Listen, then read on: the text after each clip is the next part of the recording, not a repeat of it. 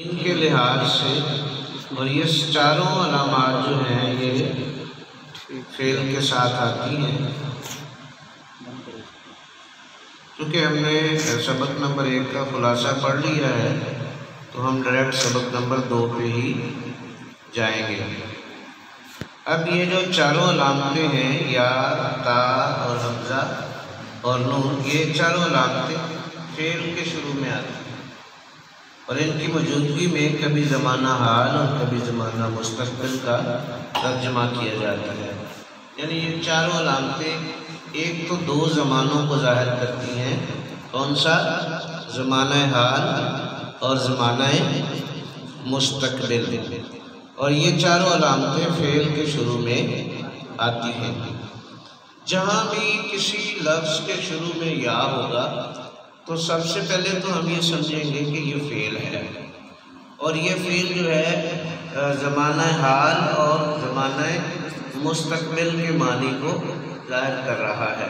ہم نے پچھلے اسباق میں یہ پڑھا تھا کہ فعل کے ساتھ کوئی نہ کوئی زمانہ ضرور موجود ہوتا ہے. تو یہ جو یا ہے یہ بھی فعل کے ساتھ ہوتا ہے، فعل کا پہلا حرف یا ہوتا ہے، تو یہ بھی کسی نہ کسی زمانے کو ظاہر کرتا ہوگا. اور یقیناً یا جو ہے یہ زمانہ حال اور مستقبل کو ظاہر کرتا ہے. اور جہاں بھی فعل کے شروع میں یا ہوگا تو ہم اس کا معنی کریں گے وہ. کیا معنی کریں گے؟ وہ. جیسے یہاں اس نے مثال دی ہے یحکمو. یحکمو حکمہ سے ہے. حکمہ معنی فیصلہ کرتا ہے یا فیصلہ کرنے والا. یحکمو تو ہم ترجمہ کریں گے وہ فیصلہ کرتا ہے یا کرے گا. اب اس کے شروع میں کیا ہے؟ آپ دیکھیں کہ بلیک کلر کے علاوہ رنگ میں یا لکھا ہوا ہے. یہ یا جو ہے اگر یہ لفظ کے شروع میں ہوگا تو ہم ترجمہ کرتے ہوئے کیا کریں گے؟ وہ فیصلہ کرتا ہے یا کرے گا. یؤمنو. اب یؤمنو کے شروع میں کیا ہے؟ یا ہے، تو ہم ترجمہ کیا کریں گے؟ وہ ایمان لاتا ہے یا ایمان لائے گا. آگے ہم کئی لفظ پڑھ رہے ہیں تو یا کا اردو میں ترجمہ ہے وہ. جیسے یخلقو. یخلقو. یخلقو شروع میں یا ہے تو ہم ترجمہ کیا کریں گے؟ وہ پیدا کرتا ہے یا کرے گا. یہدی وہ ہدایت دیتا ہے یا دے گا. ینصرو وہ مدد کرتا ہے یا کرے گا. یقتلو وہ قتل کرتا ہے یا کرے گا. اسی طرح جیسے ہم نے پڑھا کہ اگر فعل کے شروع میں یا ہو تو ہم ترجمہ کریں گے وہ، کہ وہ پڑھتا ہے یا پڑھے گا. یقرأ یجلسو. ٹھیک ہے، تو ہم ترجمہ کریں گے وہ. اور اگر فعل کے شروع میں تا ہو، کسی لفظ کے شروع میں تا ہو تو ہم ترجمہ کریں گے تو، تم، آپ. تو، تم یا آپ. جیسے سمع سے معنی ہوتا ہے سننا. سمع وہ سنتا ہے. اور جب ہم پڑھیں گے تسمعو، کیا؟ تسمعو تو سنتا ہے یا سنے گا. اگر ہم یہاں لکھیں یسمعو تو ترجمہ کیا بنے گا؟ وہ سنتا ہے یا سنے گا. اگر ہم یہاں لکھتے ہیں تسمعو تو ترجمہ بنے گا تو سنتا ہے یا سنے گا. ایسی تعلمو تو جانتا ہے یا جانے گا. اگر میں اس کو بولوں یعلمو تو ترجمہ بنے گا وہ جانتا ہے یا جانے گا. بس یہ تھوڑا اتنا ہی فرق ہوتا ہے. ماشاءاللہ آپ بات کو پک کر رہے ہیں اور آپ یہاں تک سمجھنے کے قابل ہو گئے ہیں کہ اگر یا لگا ہو تو ترجمہ کریں گے وہ، اور اگر تا لگا ہو تو ترجمہ کریں گے تو، تم یا آپ. جیسے ترزقو تو رزق دیتا ہے یا دے گا. اگر ہم یہاں کریں یرزقو وہ رزق دیتا ہے یا دے گا. تظلمو تو ظلم کرتا ہے یا کرے گا. یظلمو وہ ظلم کرتا ہے یا کرے گا. تعبدو تو عبادت کرتا ہے یا کرے گا، یا عبودو وہ عبادت کرتا ہے یا کرے گا، تغفرو تو معاف کرتا ہے یا کرے گا، یغفرو وہ معاف کرتا ہے یا کرے گا۔ ابھی ایک تھوڑی سی وضاحت آپ سماعت فرمائیں۔ کبھی تا کا مفہوم وہ ایک مؤنث بھی ہوتا ہے، قرآن مجید میں تا کا استعمال واحد مؤنث کے علاوہ جمع کے ساتھ بھی ہوتا ہے اور اس کا الگ ترجمہ ممکن نہیں ہوتا۔ بہرحال تا مؤنث کے لیے ہو یا مذکر کے لیے ہو، واحد کے لیے ہو یا جمع کے لیے ہو، تو معنی اس کا تو، تم یا آپ ہی ہوتا ہے۔ لہذا یہ وضاحت اس لیے ضروری ہے کہ بعض اوقات کچھ صیغوں میں تا جو ہے وہ مؤنث کے لیے آ رہا ہوتا ہے۔ ایک اور اہم بات جو سمجھنے کے قابل ہے کہ کئی جگہوں پہ تا کا ترجمہ نہیں ہو رہا ہوتا، تا موجود ضرور ہوتی ہے لیکن اس کا ترجمہ نہیں ہو رہا ہوتا، وہ کسی فعل کو ظاہر نہیں کر رہی ہوتی، بلکہ وہ تا زائدہ کے معنی میں ہم اس کو بیان کرتے ہیں۔ جیسے قرآن مجید میں جنت تجری من تحتها الانہار، تو یہاں تجری جو ہے یہ اصل میں جاری سے جاری ہونا، تو تجری کا معنی تو یوں بنتا اگر ہم قاعدے کے مطابق کرتے کہ تو چلتی ہے یا چلے گی، لیکن یہاں تجری کا معنی وہ نہیں ہے، یہاں تجری ہے بہتی ہوئی، تجری کا معنی ہے چلتی ہوئی، تجری کا معنی ہے جاری، تو یہاں پہ تا کا ترجمہ نہیں ہو رہا۔ اسی طرح لا تدرکہ الابصار، یہاں بھی تا جو ہے وہ ترجمہ اس کا تا کا نہیں کیا جائے گا، یعنی بعض اوقات ایسا ہوتا ہے کہ تا لکھا تو ہوتا ہے لیکن اس کا ترجمہ ممکن نہیں ہوتا۔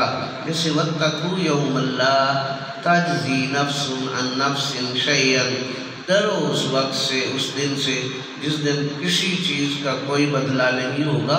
یہاں بھی تجزی جزا سے ہے لیکن یہاں تا کا معنی نہیں کیا جائے گا، یہاں پہ تا زائدہ کے معنی میں ہی استعمال کیا جائے گا۔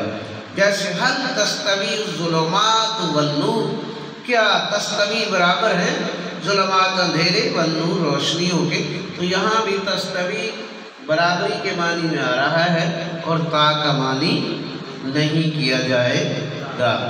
اگلی علامت ہے ہماری حمزہ کی، یہ بھی علامت جو ہے واحد مذکر و مؤنث دونوں کے لیے استعمال ہوتی ہے۔ جہاں بھی شروع میں حمزہ ہوگا تو ہم ترجمہ کریں گے میں، کیا ترجمہ کریں گے؟ میں۔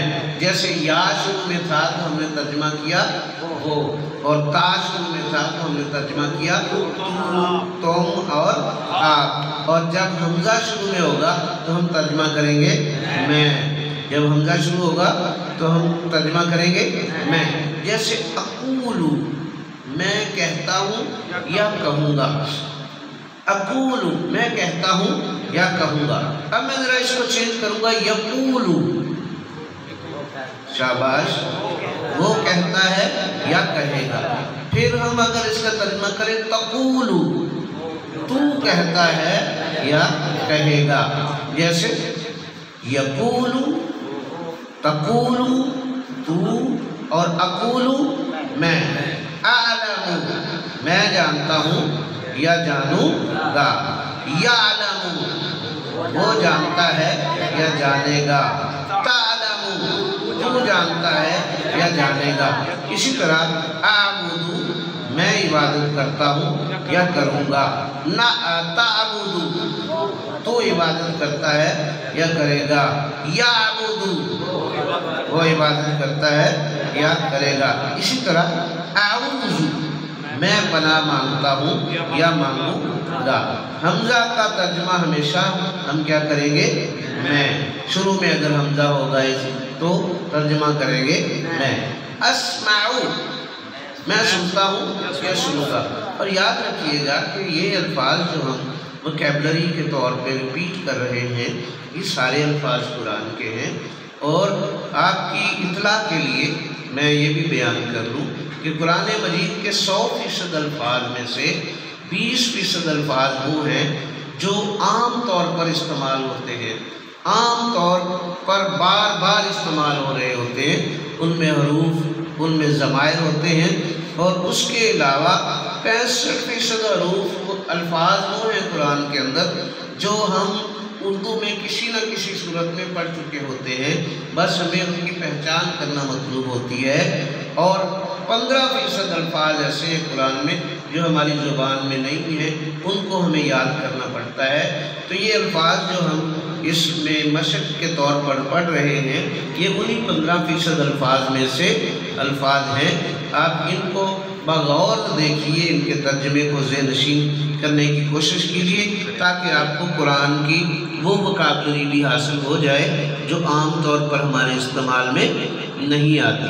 اسمعو، ترجمہ بولیے گا۔ اغفرو، ابھی میں اس کو تھوڑا چینج کروں گا، یغفرو، سنتا ہے یا سنے گا، یغفرو، وہ بخشتا ہے یا بخشے گا، تغفرو، اخلقو، اجیبو، میں قبول کرتا ہوں یا کروں گا۔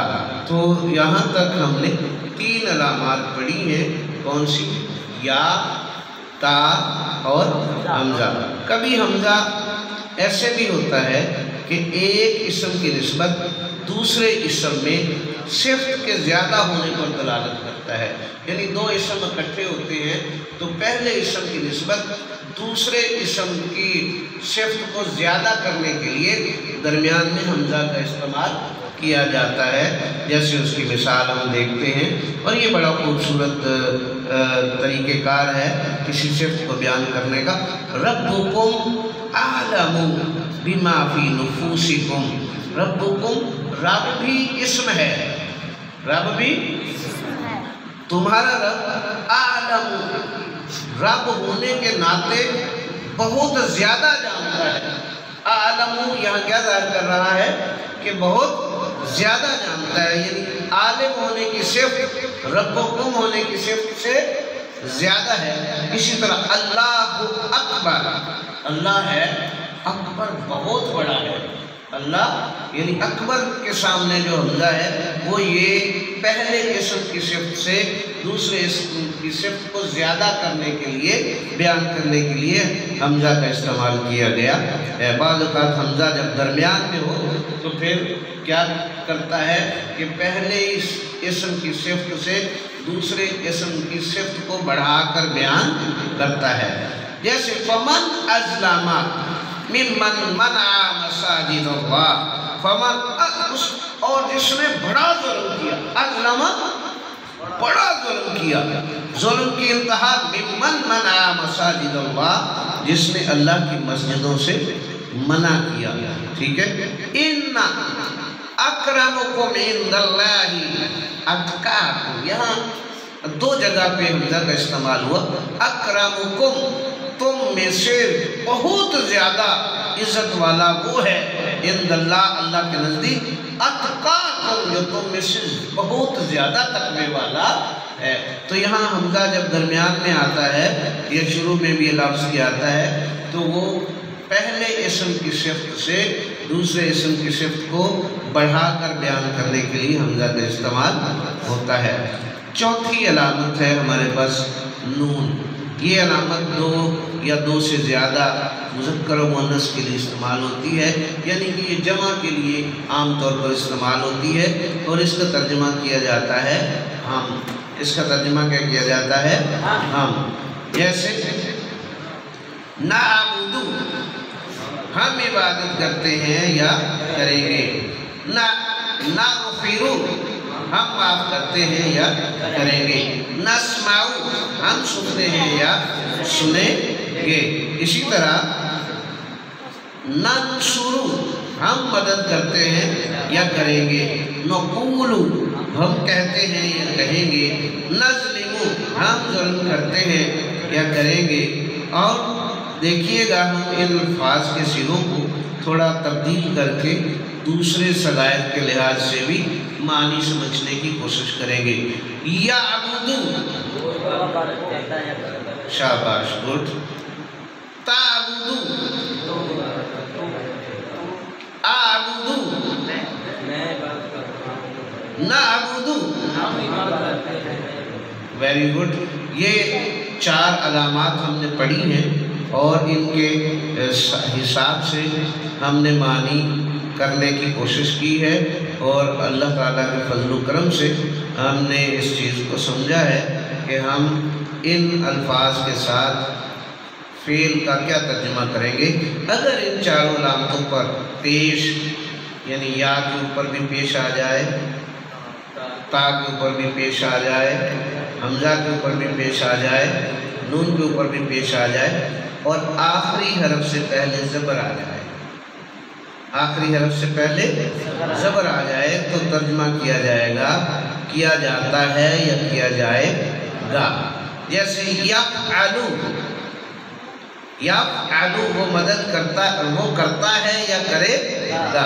अब शुरू में पेश और आखिर से पहले ज़बर लगाएं तो या के ऊपर क्या लगा देंगे, पेश, और आखिर वाले हरफ से पहले हरफ पर क्या लगा देंगे, ज़बर। तो क्या बनेगा, युफ़अलु, क्या बनेगा। अब मानी बनेगा वो किया जाता है या किया जाएगा, वो किया जाता है या किया जाएगा। यरज़ुक़ु, वो रिस्क देता है या देगा।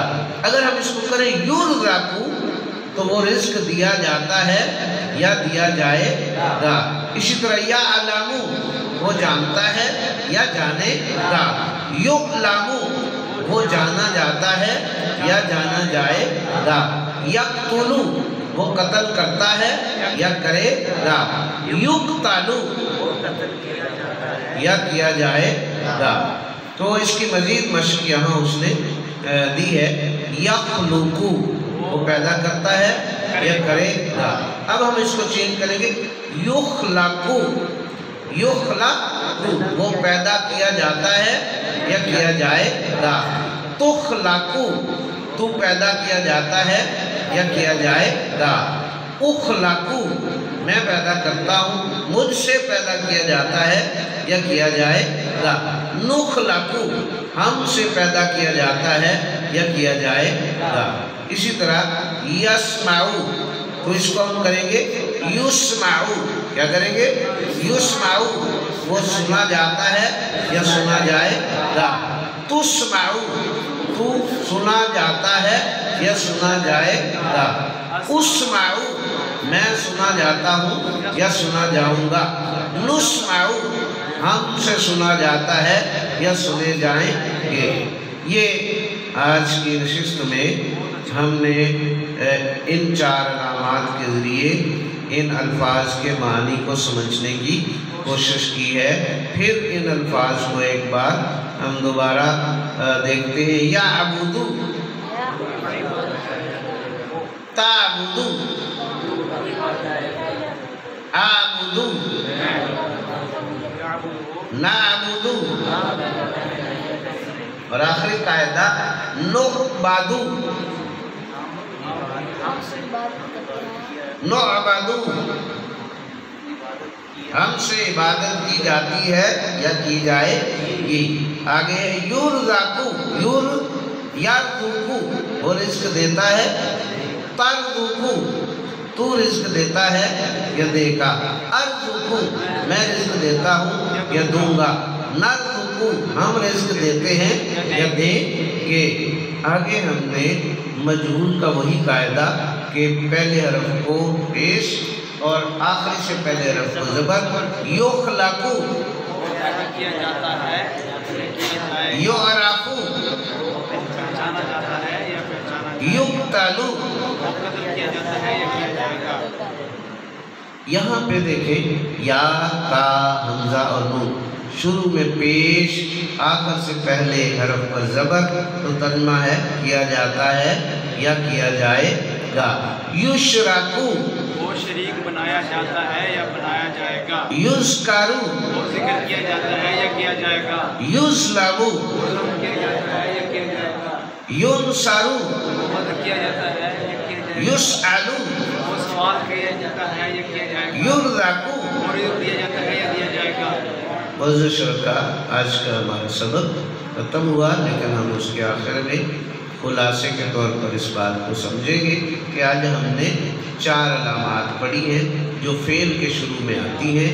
या, ता, हमज़ा, नून। या का तर्जमा वो करेंगे, ता का तर्जमा तू करेंगे, हमज़ा का तर्जमा मैं करेंगे और नून का तर्जमा हम करेंगे। कभी ता का मफ़हूम एक मुअन्नस के लिए भी आता है और कभी अलग से भी आता है।